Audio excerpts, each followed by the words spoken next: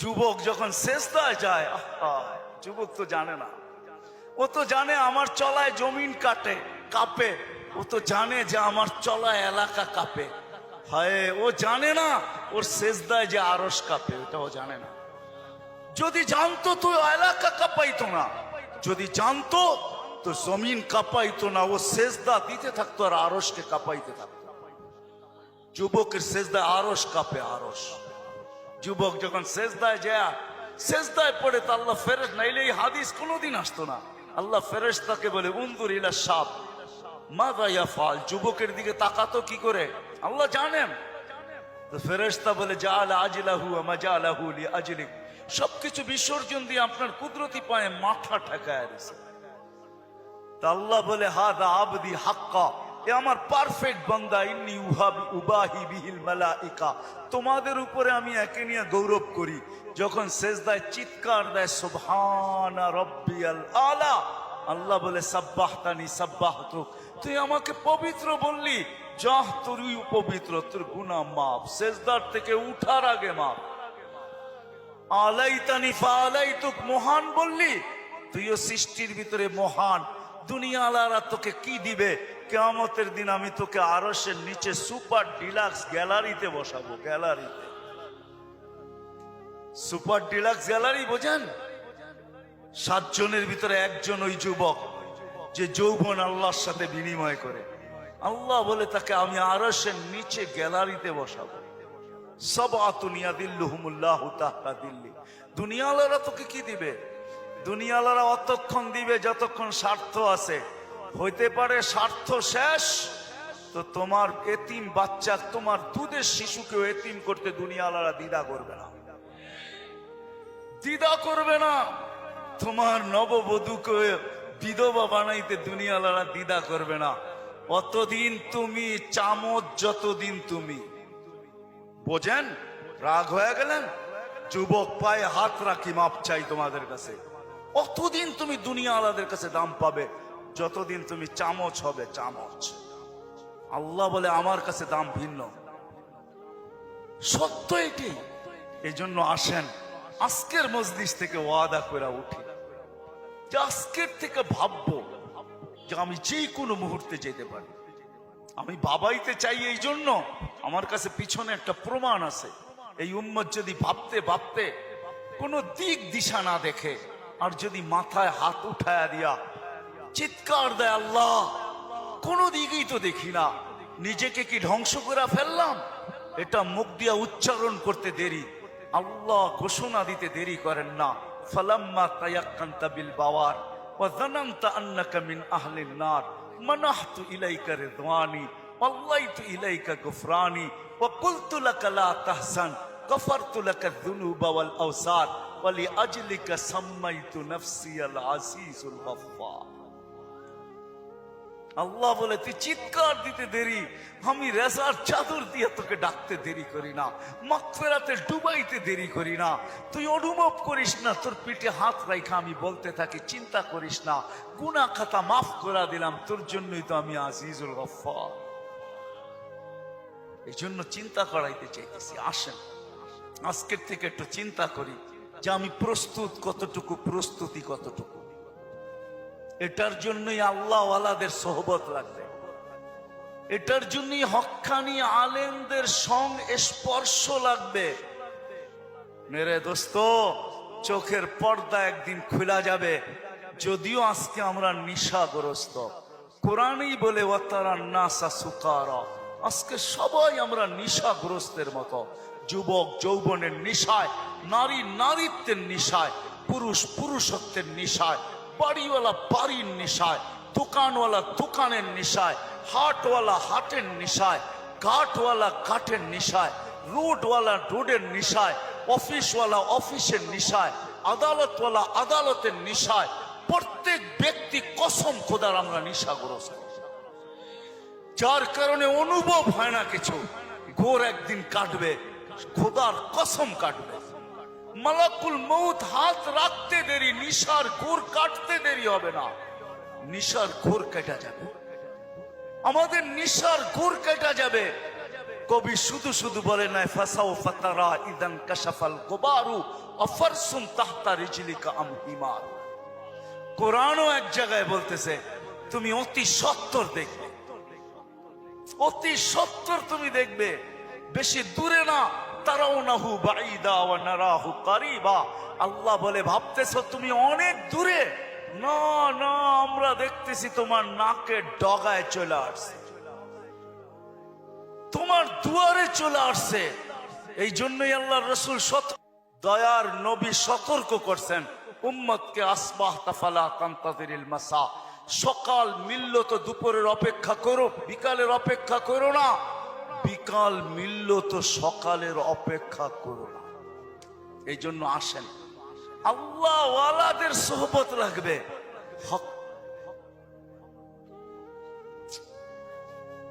আল্লাহ ওয়ালাদের সোহবত লাগবে, হক্কানি ওয়ালাদের সোহবত লাগবে। এদের সোহবতে যাবে যখন, সোহবত লাগবে, পরিবেশ লাগবে। ওই পরিবেশে যখন যাবেন, ওই সোহবতে যখন যাবেন, ওই জায়গায় যখন যাবেন, তখন পর্দা আস্তে আস্তে সরতে থাকবে। সূর্য যেমন উঠতে থাকে তো ঘন কুয়াশাও আস্তে আস্তে সরতে থাকে। এক সময় সবকিছু ক্লিয়ার হয়। হক্কানি ওয়ালাদের, আল্লাহ ওয়ালাদের সোহবতে যখন যাবেন, তখন এই নিশা কাটতে থাকবে। ঘরে যখন আলোচনা হইতে থাকবে, নারী পুরুষ যখন আলোচনা করবে, তখন আস্তে আস্তে কুয়াশা কাটতে থাকবে। এই জন্য সবার কাছে দরখাস্ত, আসেন আসেন। লম্বা করার সুযোগও আমার কাছে নাই, কারণ আমি অসুস্থ, আমার চোখ উঠছে, তা নিয়েও আমি আসছি, কিন্তু ওয়াদা দিছি এই জন্য চলে আসছি। আমি আসছি গত 9 তারিখে, 1 মাস টানা সফর করার পরে আমেরিকা থেকে আসছি। আসার পরের দিন থেকে অসুস্থ, আর প্রতিদিনই প্রোগ্রামে যেতে হয়, কেননা ওয়াদা। এরা কি জবাব দিবে মানুষের সামনে? ইজ্জত বেজ্জতির প্রশ্ন। বিদায় চলে আসছি, বিদায় শেষ জায়গা আমি চলে আসছি। আসেন ভাবি, ভাববেন তো? হ্যাঁ, পাক্কা ওয়াদা করতেছেন? হ্যাঁ, আরে চিন্তা করেন, ওই উম্মত কেন চিন্তা করবে না যার চিন্তায় 60-70 বছরের ইবাদত রাখা আছে? লা তাফাক্কুরু সাআতিন খায়রুম মিন ইবাদাতি 60 আও 70 সানা। ওই উম্মতের চিন্তার কোনো প্রয়োজন ছিল না। সে চিন্তা করবে তো করবেই বা কেন? তার চিন্তার ভিতরে কোনো পোয়েট ছিল না, ওজন ছিল না, কোনো বিনিময় ছিল না। এই উম্মত চিন্তা করবে না তো করবে না কেন? যার প্রত্যেক চিন্তার মুহূর্তের বিনিময় 60-70 বছরের ইবাদত দেওয়ার জন্য আল্লাহ প্রস্তুত। নাইলে এই হাদিস আমাদের দুয়ার পর্যন্ত আসতো তো আসতো কেন? একটু বিবেক দিয়া ভাবেন না? আল্লাহ বিবেক দিছে, ভাবেন। ভাববেন না কেন? ভাবেন, আপনি ভাবেন। ভাবনার দ্বারা কি হবে? একটু আগেই তো আমি হাদিস শুনাইলাম, এই উম্মতের ভাবনারও ওজন আছে। এই উম্মত ভাবতে দেরি, আল্লাহর রহমত উম্মতের দিকে ছুটে আসতে দেরি করে না।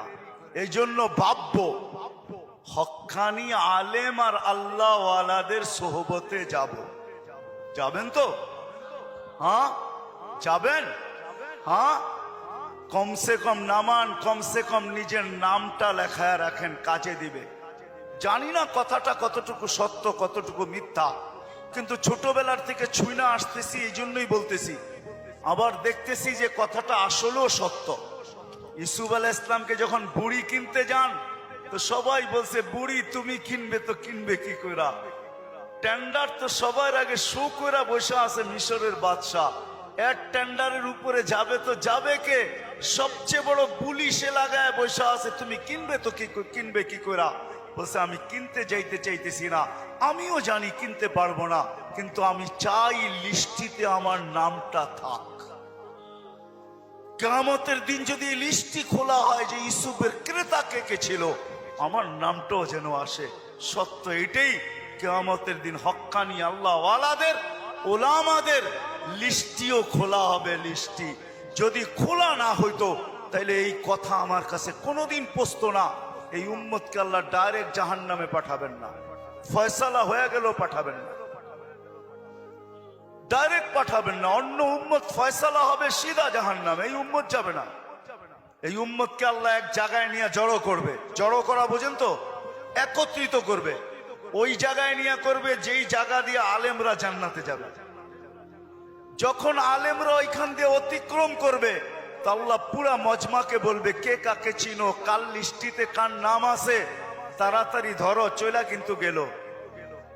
তো যায়া ধরবে, হযরত আপনার লিস্টিতে তো আমার নাম আছে, আপনাকে তো আমি চিনি, মহব্বত ছিল, ভালোবাসা ছিল, আসা যাওয়া ছিল, উঠা বসা ছিল, চলাফেরা ছিল, খাওয়া লওয়া ছিল, আর শুনেও আসতেছি আপনারা সুপারিশের অধিকার পাইছেন, আল্লাহ আপনাদের সুপারিশ কবুল করবে, আমাদের ফয়সালা জাহান্নাম হয়ে গেছে, একটু যদি হাত উঠায়া দিতেন হয়তো নিষ্কৃতি পাওয়া যেতাম। তো আলেমরা দেখবে যে ঠিক কিনা তার কথা, ওইখানে আল্লাহ প্রমাণিত করবে প্রজেক্টরের ভিতরে, দেখতে সে যা বলবে ওটা সত্যায়িত হইতে থাকবে। তারপরে আলেমরা সম্মিলিতভাবে আল্লাহকে বলবে, আল্লাহ আমরা জান্নাতে যাব না। তা আল্লাহ বলবে, কেন যাবে না? এরা সবই তো আমগো লিস্টির মানুষ, সবই তো পরিচিত, এরা দুযোগে চলে যাবে আর আমরা জান্নাতে চলে যাব। রাসূলুল্লাহ সাল্লাল্লাহু আলাইহি ওয়াসাল্লামকে মুখ দেখাবো তো দেখাবো কি? যাব না। বলছে কেন, কখন যাবে? এদেরকে দিলে যাব। তা আল্লাহর রহমত জোশ আসবে, আল্লাহ বলবে যে যাকে চিনো নিয়ে চলে যাও, এটার নামই সুপারিশ। এই জন্য বলি কমসে কম নামটা রাখেন লেখা, জান সম্পর্ক জোড়েন আল্লাহ ওয়ালাদের কাছে, আর বলেন হুজুর আমার নামটা একটু লেখা রাখেন, যে আপনার সাথে আমার সম্পর্ক লেখা রাখেন। চড়বেন তো, নাইলে আমি এত লম্বা কথা বলতাম না। আর তিথি হইল আজকের থেকে কোনোদিন নামাজ ছাড়বো না, ওয়াদা কিন্তু পাক্কা। যেইখানে থাকি, যেই অবস্থায় থাকি, যেইখানেই থাকি ওইখানেই দাঁড়ায়। দুনিয়ার কিছু নামাজ আছে, এক নামাজে জান্নাত আছে। হ্যাঁ হ্যাঁ আছে, হুজুরকে জিজ্ঞেস করেন। পাহাড়ের চূড়ায় আজানের আওয়াজ গেছে, ওইখানেই দাঁড়ায় গেছে আল্লাহু আকবার। চূড়ার নামাজ তাকে জান্নাত দিবে, জান্নাত। হ্যাঁ, ক্ষেতের ভিতরে আছে, ক্ষেতের আইল বলেন আর লাইল বলেন আর যেটাই বলেন, ক্ষেতের ভিতরে আছে, আজানের আওয়াজ আসছে, ওইখানেই আতাইলের ভিতরে বলেন আর লাইলের ভিতরে বলেন আর আইলের ভিতরে বলেন, গামছা বিছাইছে আর আল্লাহু আকবার। মালিক তুই বড়, আমার ক্ষেত বড় না। অফিসে আছে, কাজ করতে করতে ছুটার রাস্তা নাই, চেয়ারের পাশেই দাঁড়ায় গেছে আল্লাহু আকবার। এই সমস্ত ক্ষেত্রগুলা জান্নাত ওয়াজিব করে দেয়, ওয়াজিব। আল্লাহ ফেরেশতাদেরকে দেখায় কত ব্যস্ত, দেখ, তারপরও আমার ডাক শুনতে দেরি, আল্লাহু আকবার বলতে দেরি করে নেয়। আল্লাহ কত বড়। আমি যদি বিজ্ঞান পড়াইতাম আপনাদেরকে, তাহলে পড়াইতাম আল্লাহ কত বড়। কার কুদরতি পায়ে রাখা, পাও রাখার অনুমতি, মাথা রাখার আপনাকে অনুমতি দিতেছে। আল্লাহু আকবার শুধু তর্জমা জানি, আল্লাহ মহান, কিন্তু সৌরজগৎ দিয়া জানি না। যদি সৌরজগৎ পড়াইতাম তাহলে আপনাদেরকে আমি দেখাইতাম কত বড় আল্লাহর কুদরতি পায়ে আপনি মাথা টেকাইতেছেন, কত বড় আল্লাহ। এটা সৌরজগৎ পড়া ছাড়া বুঝে আসবে না আল্লাহ কত বড়। সৃষ্টি পড়া ছাড়া বুঝে আসবে না আল্লাহ কত বড়। উর্দু জগৎ পড়া ছাড়া বুঝে আসবে না আল্লাহ কত বড়। তখন আল্লাহ বড় বলবেন, কিন্তু দিয়া বলবেন, কিন্তু দোকান। আল্লাহ বড় মানি, কিন্তু দোকান কার কাছে রেখা যাব, অফিস কার কাছে রেখা যাব, ক্ষেত খামার কার কাছে রেখা যাব, কিন্তু বলবেন। আর যদি আল্লাহকে চিনার মতো চিনেন, তাহলে ওই সাহাবীর মতো বলবেন, নামাজে ব্যথা, নামাজে প্রতিবন্ধক। পাখি বাগানের ভিতরে ফরফর করতেছে, নামাজের ধ্যান ছুটা গেছে। ঘন বাগান ছিল, খেজুরের বাগান, তো পাখি ফরফর করতে যায়, নামাজের থেকে ধ্যান ওইদিকে সরা গেছে। সালাম ফিরাইতে দেরি, বাগান সৎকা করতে দেরি করে না। সৎকা থাকবে না বাঁশ, বাজবে না বাঁশি, থাকবি না তুই, ফরফর হবে না, আমার নামাজের ধ্যানও নষ্ট হবে না। আমি তো আল্লাহু আকবারের সামনে। আল্লাহকে যদি চিনে তাহলে ওই আবু দাহদার মতো হয়। এক খেজুর গাছ, 600 খেজুর গাছের বাগান, এক খেজুর গাছের বিনিময় আল্লাহ রসুল ওয়াদা করছে এক সাহাবীর সাথে যে খেজুরের মালিক থেকে তোকে বাগান গাছ নিয়ে দিব, কিন্তু ও ছিল মুনাফেক। বলছে খেজুরের গাছ আমাকে দে, তোকে আমি জান্নাতে বাগান নিয়ে দিব। কাইয়া রসুল আল্লাহ, আমার ছেলে সন্তান এই খেজুরের গাছের খেজুর খুব পছন্দ করে, এটা ছাড়া যা চাইতেন তাইলে দিতাম, এটা দিব না। আবু দাহদা পাশে দাঁড়ায়া শুনতেছিল, তো বলছে ইয়া রাসূল আল্লাহ, কানে কানে আমি নিয়া দিলে দিবেন? অবশ্যই দিব, কেননা উনি মুনাফিকের রব চিনতেন। তো যা বলছে খেজুর গাছ বেচবি? আল্লাহ রসুল রে দিলাম না, তোকে কি করে দেই? কতগুলা খেজুর গাছ হইলে দিবি না, এটা কতগুলা হইলে দিবি না? তো বলে খেজুরের সিজন চলতেছে, সব গাছে খেজুর ভরা। বলছে তোমার ওই 600 বাগানের 600 খেজুর গাছের বাগানটা আছে, ওইটা দিবা? তাহলে দিয়া দিব। ডান, দিয়া দিলাম। দে খেজুর গাছ। ডন কয়া ছুটা শুরু করছে, কেননা আবু উম্মুদ দাহদা খেজুর বাগানের ভিতরে বাচ্চা কাচ্চা নিয়ে খেজুর পাহারা দিতেছিল, নিজে খেজুরের বাগানও ঢোকে নাই, বাহির থেকে দাঁড়ায় চিৎকার দিতেছে, উম্মুদ দাহদা কি হয়েছে? কয় জলদি বাহির হ, খেজুর গাছ বেচা বিক্রি হয়ে গেছে। কয় কোথায়? আল্লাহর রসুলের সাথে জান্নাতের বাগানের বিনিময়। তো ছেলে সন্তান নিয়ে মহিলা স্লোগান দিতে দিতে বাহির হইতেছে, কি? রবিহাল বাইয়া বা দাহদা, রবিহাল বাইয়া বা দাহদা। আবু দাহদা, বড় লটারি জিতা গেছিস তুই, বড় লটারি জিতা গেছিস। বাহির হয়ে চলে আসছে, 600 খেজুর গাছ দিয়া দিছে। আল্লাহর রসুলকে বলছে, ইয়া রাসূল আল্লাহ, খেজুর গাছ কিনা ফেলছি। কয় কি দিয়া কিনছিস? কয় 600 খেজুর গাছের বাগান দিয়া কিনা নিছি। আবু দাহদা, আল্লাহ তোকে এর চেয়ে 10 গুণ বড় বড় জান্নাত দিবে। আমি তোর খেজুরের বাগান দেখতেছি জান্নাতের ভিতরে। সত্য এটা। ওরা চিনছে আল্লাহু আকবার কি জিনিস, ওরা চিনছে লা ইলাহা ইল্লাল্লাহ কি জিনিস, মুহাম্মদুর রাসূলুল্লাহ কি জিনিস। এই জন্য ওয়াদা করেন আজকের থেকে নামাজ ছাড়বো, পাক্কা ওয়াদা। যুবকরা কি বলে? পাক্কা ওয়াদা।